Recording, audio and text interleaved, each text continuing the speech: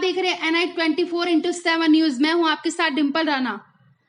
पत्रकार विक्रम जोशी की मौत के बाद परिवार और स्थानीय पत्रकारों में रोष और गुस्सा नजर आ रहा है। परिवार ने विक्रम का पोस्टमार्टम कराने से मना कर दिया है और बॉडी लेने से भी मना कर दिया है। परिवार और स्थानीय पत्रकार अस्पताल में DM गाजियाबाद को बुलाने की बात पर अड़े हुए हैं और मृतक पत्रकार के बच्चों की आगे तक की पढ़ाई का खर्चा प्रशासन से वहन करने और एक बड़ी मुआवजा राशि मृतक पत्रकार को देने की मांग कर रहे हैं। भारी पुलिस बल और सिटी मजिस्ट्रेट SP सिटी भी मौके पर मौजूद हैं और परिवार को समझाने का प्रयास कर रहे हैं, लेकिन परिवार ने DM को मौके पर बुलाने और उनकी मांगे मानने की मांग रखी है। परिवार के अनुसार पुलिस की गलतियों की सजा विक्रम को मिली है। CM योगी ने परिवार को 10 लाख की आर्थिक सहायता, पत्नी को नौकरी, बच्चों को निःशुल्क शिक्षा देने का आदेश दिया है। सर, अभी विक्रम जोशी के परिवार से आप मिले हैं, क्या कुछ उनकी मांगे थी और क्या मांग किया गया है? आपकी तरफ से क्या आश्वासन दिया गया है? देखिए, ये बहुत ही दुर्भाग्यपूर्ण घटना घटित हुई थी और हम लोगों की और हमारे प्रदेश सरकार की, माननीय मुख्यमंत्री जी की पूरी संवेदना है और जो भी घटना के लिए जहाँ भी लापरवाही हुई है वहाँ सब कार्रवाई करने के लिए जो अभियुक्त हैं दंड दिलाने के लिए भी हम लोग पुलिस विभाग पूरी तरह से लगा हुआ है। परिवार के लोगों से बातचीत हुई है, उनकी कुछ अपेक्षाएं थी शासन और प्रशासन से और इसमें उनको तत्कालिक प्रभाव से 10 लाख रुपए की आर्थिक सहायता माननीय मुख्यमंत्री जी द्वारा उनकी मांग थी कि उनकी जो पत्नी है उनको कहीं नौकरी की व्यवस्था कराई जाए। तो हमने उनको ये आश्वासन दिया है, हम व्यवस्था करा रहे हैं कि उनकी योग्यता के अनुसार जो भी उचित नौकरी होगी उसका प्रबंध कराया जाएगा, उनके पेपर्स वगैरह दे करके।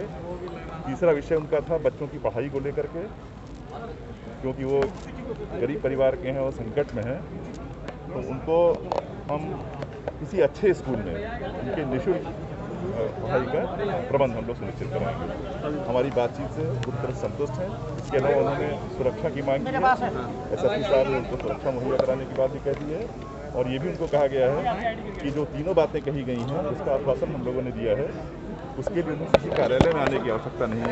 सिटी मजिस्ट्रेट को हमने अधिकृत किया है। वादी की तहरीर के आधार पर तुरंत जानलेवा हमला हुआ था, उसका मुकदमा दर्ज किया गया। रात भर में 6 टीमें गठित की गई थी। CCTV फुटेज प्राप्त किए गए। CCTV फुटेज और अन्य साक्ष्यों के आधार पर अभियुक्तों की धरपकड़ की गई, जिसमें कुल 9 अभियुक्त हम लोगों ने पूरी रात भर में गिरफ्तार किए, जिसमें से जो मुख्य अभियुक्त छोटू था और रवि थे। ये जो 2 मेन थे, रवि जिसने प्लानिंग की थी और छोटू जिसने गोली चलाई थी, दोनों को भी गिरफ्तार किया गया। उसी में जो इनका जो अवैध तमंचा था उसको भी बरामद किया गया है। तो गिरफ्तारी की कार्रवाइयों में इन सब के बयान से जो शेष यदि किसी का नाम और प्रकाश में आता है तो उसको भी गिरफ्तार किया जाएगा। और वहीं परिवार से मेरी अभी बात हुई है। परिवार ने ये पहले भी बात हुई थी जब जिस समय ये घटना हुई थी, उस समय जब जानलेवा हमला हुआ था उसके बाद, तो परिवार ने ये एलिगेशन लगाया था कि शिकायत जो है वहाँ पर चौकी पर की गई थी। जो अभियुक्त पकड़ा गया है उसने भी अपने हिसाब से जो कहना था, जो चोटिल था, अस्पताल में था, उसने अपने चोटिल होने का कारण भी ये बताया कि उसके ऊपर हमला हुआ था। ये चीज़ें चौकी इंचार्ज को प्रोफेशनल एटीट्यूड से उसको वहाँ पर जो भी था उसको अटेंड करना था, उसको जो दर्ज करा करके विवेचना करवानी चाहिए थी। जो प्रोफेशनल एटीट्यूड में जो लापरवाही उसके द्वारा वहाँ पर बढ़ती गई है, उस लापरवाही के लिए उसको वहाँ पर तत्काल रूप से निलंबित किया गया।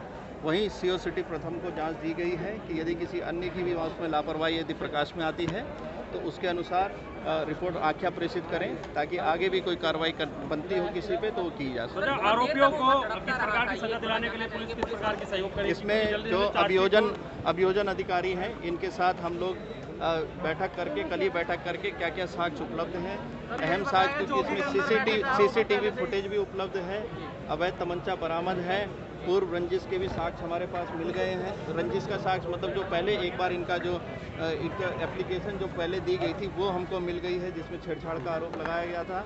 इसके अलावा एक अन्य जो द्वितीय पक्ष की भी बातें हैं, अक्यूज जो हैं उनके भी स्टेटमेंट्स पुलिस ने लिए हैं। तो इन सभी साक्ष्यों के जो सभी साक्ष्य हैं उन सभी साक्ष्यों के आधार पर जो बेस्ट इन्वेस्टिगेशन हो सकती है और ये जो मिसक्रिएंट्स हैं छोटू घटना से पहले आरोपी चौकी के अंदर ही बैठे थे। परिवार के सुरक्षा के जो प्रबंध हैं वो भी कर दिए गए हैं और स्थानीय पुलिस को भी बताया गया है कि जो परिवार को जो भी सुरक्षा है